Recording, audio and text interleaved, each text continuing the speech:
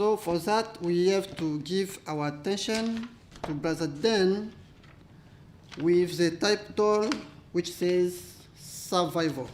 Welcome, brother.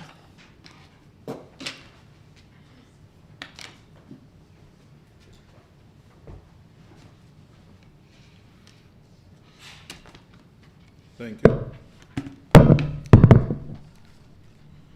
Good morning, all. I see some new faces, and like Ramazani said, it is great. It's great to see more folks here. I've heard there's an Indian proverb that says a man may never cross the same river twice, for either he will have changed or the river will have changed.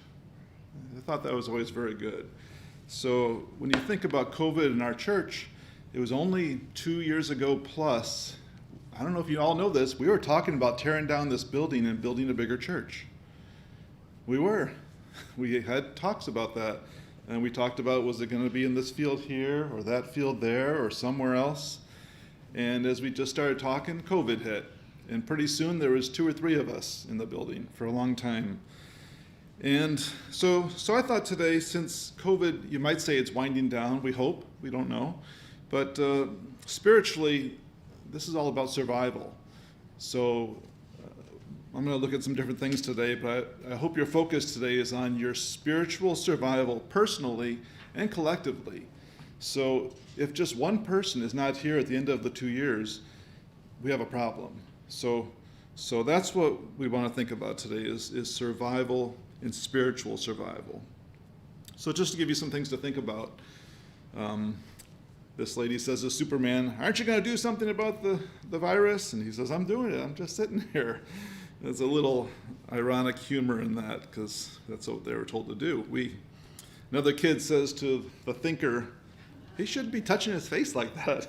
And that's what we were told too. My brother reminded me it was just a year and a half ago that he was spraying all the packages he'd get at home with something before he'd open them. You think, wow, things have changed. Here's something that I think Lori will appreciate. People say all these crazy things about how the virus is fake, and then the nurse or the doctor says, I'll see you in the hospital soon. Unfortunately, that's a sad thing. I forgot to tell you one other thing in the introduction, unrelated to anything, but maybe a little bit. If anybody does the readings, I do the readings in the morning, and I have my phone read it to me. And actually, I would never have caught this except for the version it was using that I don't normally use. But in Leviticus 13:45, there's a curious little quote there. Leviticus 13 is all about the lepers and their diseases. Leviticus 13:45, it says, as for the leper who has the infection, his clothes shall be torn, the hair of his head shall be uncovered, and he shall cover his mustache and cry out, unclean, unclean. That's what my version says, so I never thought twice about it. But other versions say he will cover the lower part of his face. That's interesting. Leviticus 13:45, they were way ahead of us as far as face coverings, because apparently the leper, all the days of his life, not a little bit, not a year or two, all the days of his life had to shout unclean, unclean wherever he went, and wear that face covering all his life. Interesting. That was just a side bit.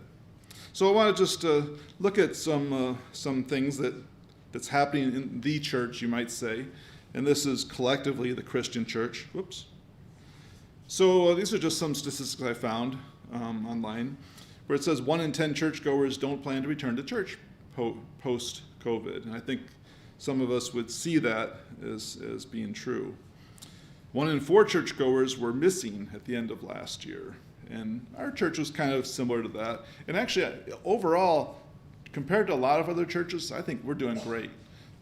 We've survived in one sense.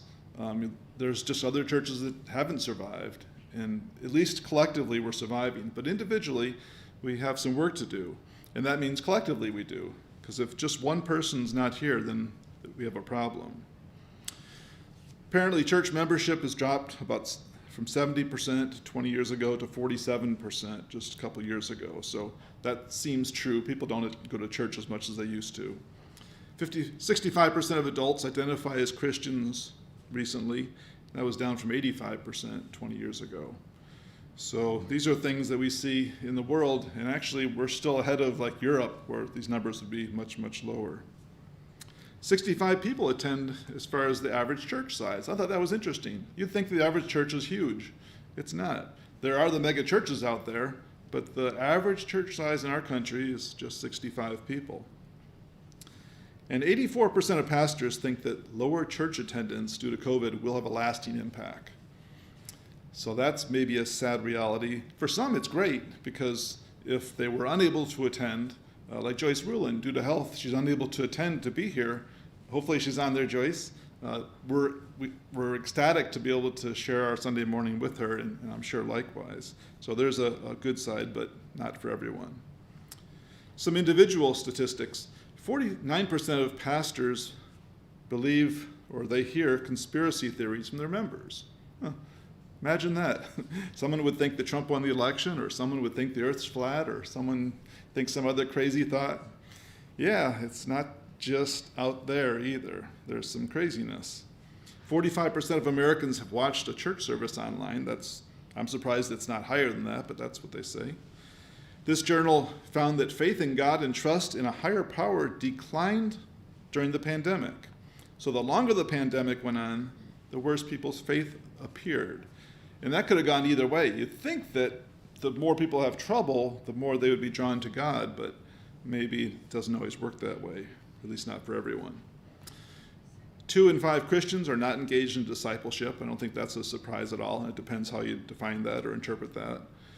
This was interesting. 3 in 10 people report feeling lonely at least once a day. That's pretty often. So some of us, like me, can't relate to that because I'm around a lot of people in different ways, but I don't live home alone, and it's a good reminder to think about those who do live alone. And then there's some people who like being in person, some people like being remote, some people want the options. Everyone's got their own feelings about these things. So, you remember this picture? That looks pretty familiar. Isn't that a great picture? That was our gathering, 3 or 4 or 5 years ago. So there's Jeff and Kelly Jeleno. He was speaking that weekend. I think you might remember, very nice weekend. And you started looking at all these people like, wow, you haven't seen them for a while, have you? Isn't that nice? That's our meeting. We had standing room only in the back. I thought, wow, that's how a church should be. And then, I don't think this was our gathering. This was just a group of us on a nice summer Sunday. But things have changed. Things have changed in a couple years. Boy, that tree on the left's not there anymore. Hey, those trees on the right aren't there anymore either. That steeple's not even there. And now I start looking, there's some people that aren't there anymore either. So Steve Oster's not there. Some people just moved. We have Oliver and family moved to Rockford, others here and there. But things change. So we're in a survival fight, both individually and collectively. Perhaps this is how it's been the last couple years. Sometimes Mark and I would be here on Sunday and someone else, Trent sometimes, and there'd be 3 people, and that's one way of dealing with COVID as a church, I guess. It seems kind of lonely. It's nice to have numbers and share fellowship one with another. Here's a few more quotes about this. The COVID-19 pandemic has accelerated the decline facing most congregations. So that's a problem. So most churches are getting smaller, and something like this causes things to get worse. While many churches have experienced decreased participation, even after reopening, other churches have grown. So what they find generally is that the big churches are getting bigger, the small churches are getting smaller. And unfortunately, we're still in the small church category. Those who are willing to change had the greatest chance of not declining. So one thing that we had as far as our timing is Mark figured out how to do this whole thing online and make it work on YouTube, and the timing was divine, really. So that has really helped our meeting. It's kept us focused together, and it's really been a good thing. Again, the big church is getting bigger, smaller, smaller. Only 15% of regularly participating adults now are volunteering. Well, that makes sense. There's no people at church, so there's less people volunteering. Now, so sometimes we may get that feeling that we're just trying to survive. We're sinking, we're just barely surviving. So here's a few maybe odd collection of quotes, and think about these in the spiritual sense. So you got to have your spiritual hat on, right? Because these are not spiritual quotes, but think about these in a spiritual sense. Extinction is the rule, survival is the exception. Carl Sagan, of course, a scientist. Think about that in a spiritual sense, surviving spiritually. This person, I don't know who they are, said, moving forward is the only way to survive. Charles Darwin says, it's not the strongest of the species that survive, nor the most intelligent, but the ones most responsive to change. That's interesting in a spiritual sense when you look at what's happened with COVID and how we respond to change. This other person said, the rules of survival never change, whether you're in a desert or an arena. I thought those are some pretty interesting quotes on survival. So survival can be things that are physical, a lot of physical things, health things. We pray for these each week. Could be from war. We know all about that. And COVID is just perhaps the latest thing that challenges us for survival. But we have this instinct for survival, which is a good thing. Now, some people experience survival challenges from war. You see that? I don't think you better sit over here. I don't think you can see everything. I see. You can? Okay. Does that look familiar? Yeah, that one. Oh, I still remember. Yeah, you better sit over here. Otherwise, Mama's going to have to tell you everything. Oh, you need me to be here? Yeah. Because you might recognize that sometimes people have challenges surviving and fleeing as refugees somewhere, and sometimes they end up places where they didn't anticipate they'd be. Wow. This happens to be a home in South Africa where some people recognize that. So some survive just, you might say, by the skin of their teeth, but as an act of God. So once they survive, then you never know what happens. Sometimes you get things like this.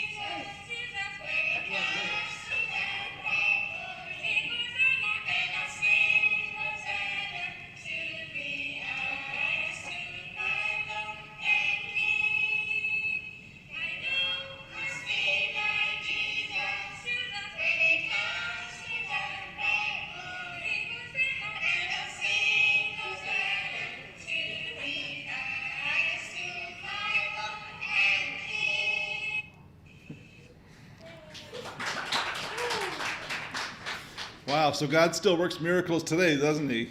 You start with a war, you go to difficult places to live, and then to Bible school. And wow, That's a miracle.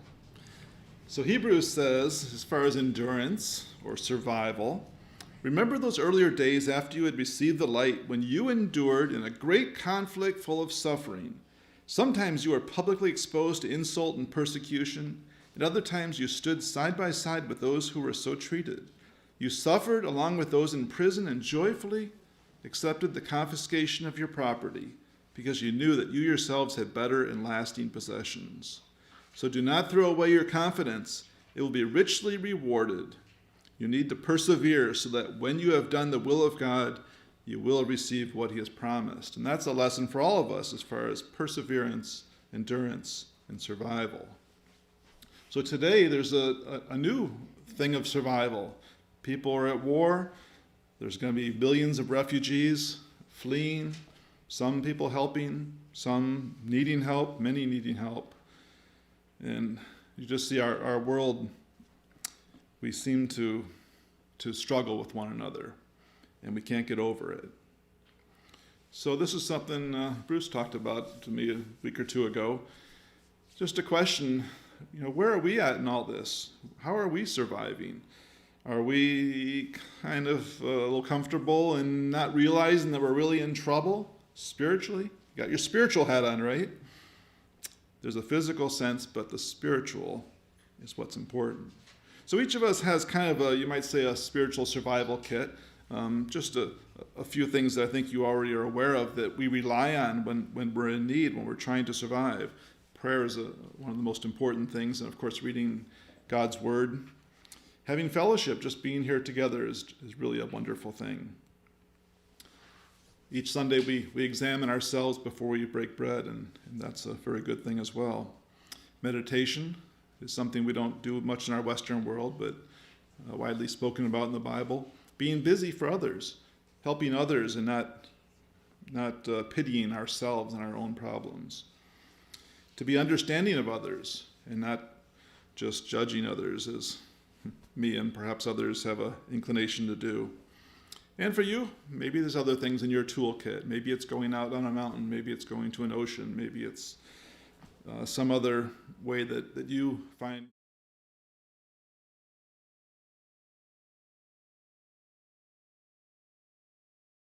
The people who survive spiritually, just a few things to think about. Maybe you recognize some, maybe you don't. These are different people that survived. So Hebrews again says, we who are strong ought to bear with the failings of the weak and not to please ourselves. Each of us should please our neighbors for their good, to build them up. For even Christ did not please himself, but as it is written, the insults of those who insult you have fallen on me. For everything that was written in the past was written to teach us, so that through the endurance or survival taught in the Scriptures and the encouragement they provide, we might have hope.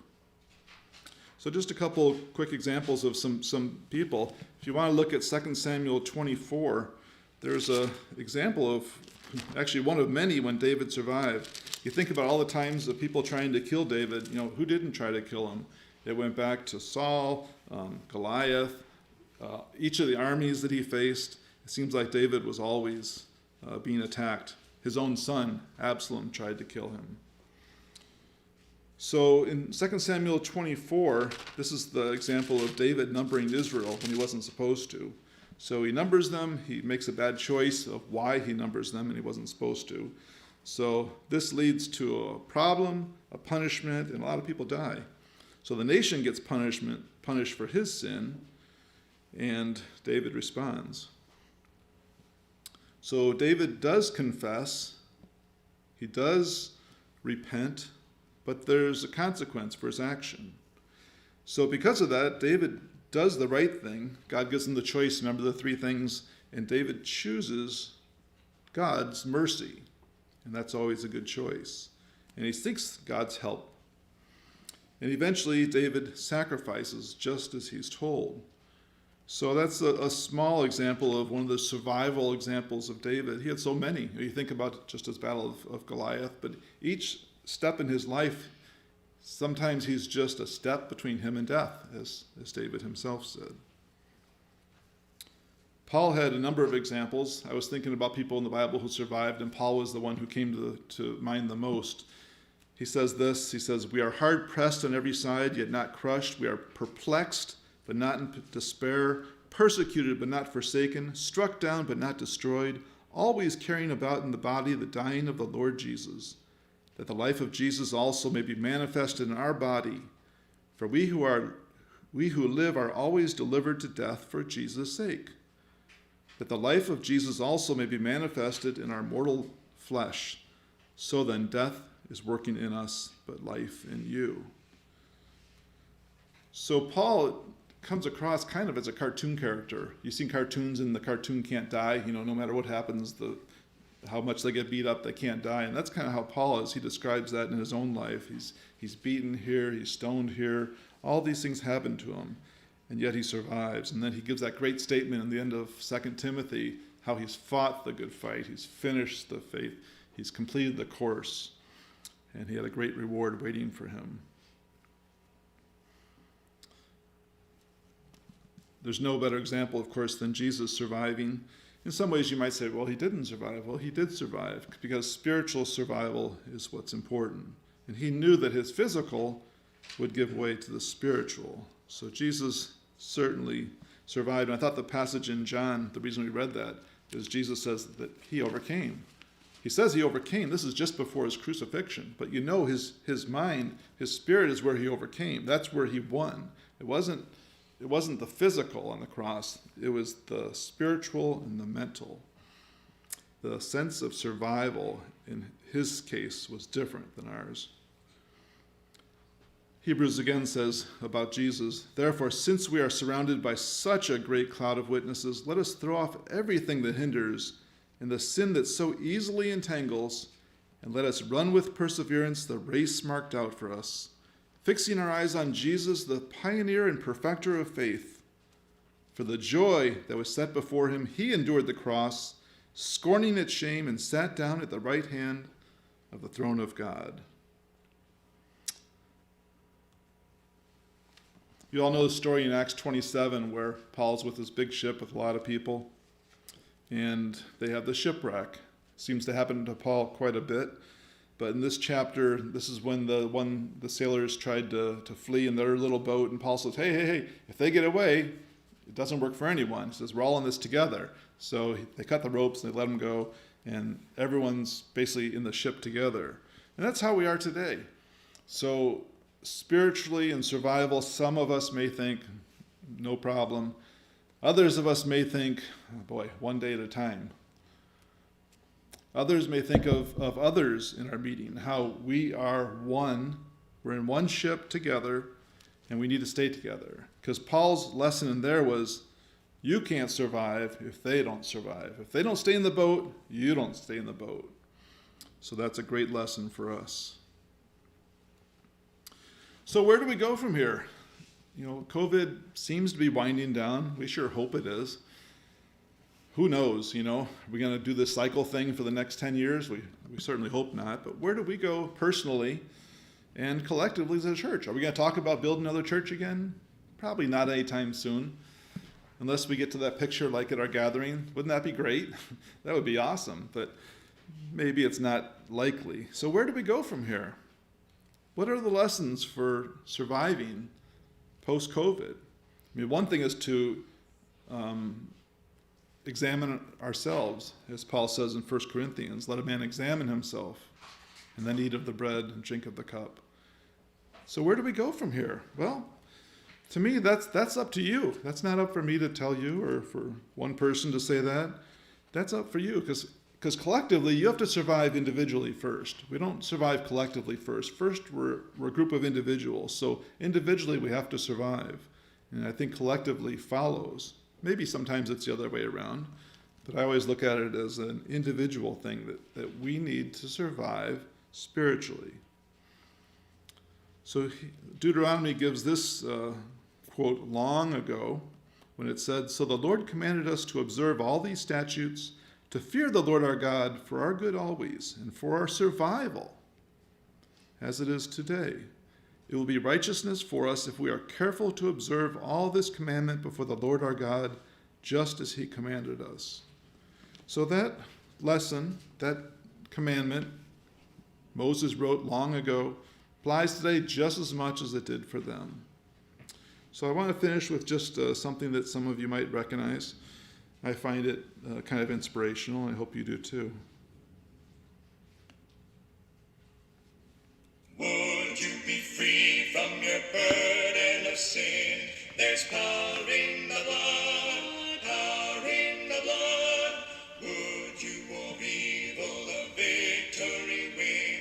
There's wonderful power in the blood. There is power, wonder-working power in the blood, of the Lamb. There is power, wonder-working power in the precious blood of the Lamb. Would you be free from your passion and pride? There's power in the blood, power in the blood. Come for a cleansing to Calvary's tide. There's wonderful power in the blood. There is power, wonder-working power in the blood, of the Lamb. There is power, wonder-working power in the precious blood of the Lamb. Would you be whiter, much whiter than snow? There's power in the blood, power in the blood. Sin stains are lost in its life-giving flow. There's wonderful power in the blood. There is power, wonder-working power in the blood, of the Lamb. There is power, wonder-working power in the precious blood of the Lamb. Would you do service for Jesus your King?